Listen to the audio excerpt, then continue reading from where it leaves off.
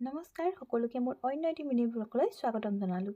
এইবোৰ টেবুলত পৰা আপোনাৰ শৰাই থকা কিয় দেখাইছোঁ জানেনে? এইবোৰ মোৰ শাহুমাৰ হাতৰ কাম। সকলোকে বোলো মই নিজে চোৱাৰ লগতে সকলোকে দেখাওঁচোন ভিডিঅ' কৰি পেলাই। এইবোৰ চাওকচোন এখনকৈ এইখন হালধীয়াত পিংক কালাৰ ফুল দি দিছে, ইমান মৰম লাগিছে। আৰু এইখন ছাইডত মণিগুটি দি দিছে দেই। দেখিছেনে? ভাল লাগিছেনে? ক'বচোন দেই। কাৰোবাক লাগিলে জনাব পিছে।